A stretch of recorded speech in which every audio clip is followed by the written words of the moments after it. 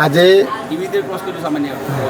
કાર્તકી સુદ 11 દેવઉઠી 11ના રોજ તુલસી વિવાહમાં ભગવાનના માતાજી સાથેના લગ્ન પ્રસંગે શામળાજી ટ્રસ્ટ વતી મને મામેરા પક્ષના યજમાન થવાનો લાભ મળ્યો.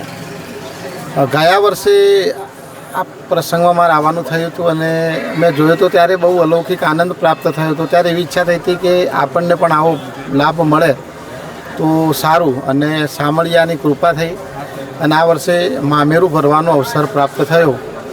ખૂબ જ મજા આવી. મારા કુટુંબીજનો, મારા મિત્રો અને શામળિયાના ભક્તો મોટી સંખ્યામાં ઉપસ્થિત રહ્યા અને અપેક્ષા કરતાં પણ અમે સરસ રીતે મામેરું પણ ભર્યું. એ ખૂબ અલૌકિક અને અદ્ભુત આનંદ આવ્યો. એટલે શામળિયા ભગવાનની કૃપા અને તમામ માટે એવા આશીર્વાદ માગીએ છીએ કે તમામને સુખ સંપત્તિ પ્રાપ્ત કરાવે અને શાંતિ પ્રાપ્ત થાય એવી ભગવાન શામળિયાને પ્રાર્થના. જય શ્રી કૃષ્ણ. આજે પ્રબોધિની એકાદશી કારતક સુદ 11 એટલે કે ભગવાનનો તુલસી વિવાહ શામળાજી વિષ્ણુ મંદિર ખાતે હાલ હમણાં તુલસી વિવાહનો કાર્યક્રમ ચાલુ થશે.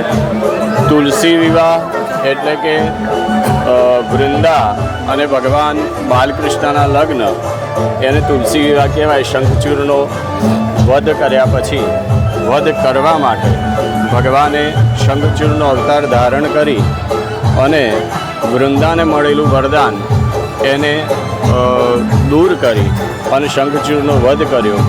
તે દ્વારા વૃંદાના શ્રાપથી ભગવાન શાલિગ્રામ બની પૃથ્વી ઉપર પડ્યા અને એ શ્રાપના ઉદ્ધાર અર્થે ભગવાને દર વર્ષે એટલે કે કારતક સુદ એકાદશી એટલે કે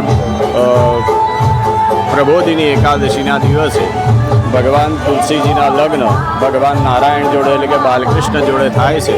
એવો સુંદર મજાનો આજનો પર્વ શામળાજી મંદિર ખાતે ખૂબ ધૂમધામથી ભગવાનના લગ્ન વિધિનો પ્રસંગ ઉજવાઈ રહ્યો છે.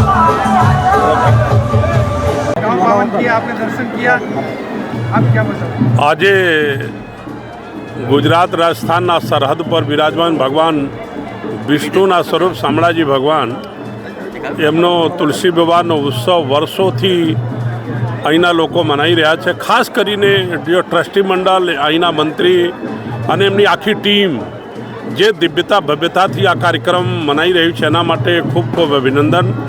આજની એકાદશી તિથિ જે 24 એકાદશી તિથિ છે એમાંથી એક મહત્ત્વપૂર્ણ તિથિ છે અને જ્યારે હું પણ અનિલભાઈના આગ્રહથી અહીંયા આવવાનું થયું, આગ્રહ તો ના કહેવાય, ઠાકોરજીના દર્શન એમના કારણે આજે લાભ મળ્યું. એમના માટે તમામ ટ્રસ્ટીઓને, અહીંયા તમામ લોકોને ખૂબ ખૂબ આભાર. ભગવાનના ચરણોમાં અમારું ગુજરાત પ્રગતિના પંથે દિવસે દિવસે વધતું રહે, ખેડૂતો પણ ખૂબ મજબૂત થાય, એના લોકો મજબૂત થાય, એવા ભગવાનના ચરણોમાં મારી પ્રાર્થના.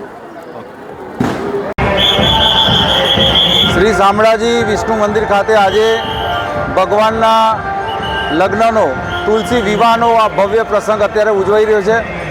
આજે ભગવાન 4 મહિના સુખ સૈયામાં હતા.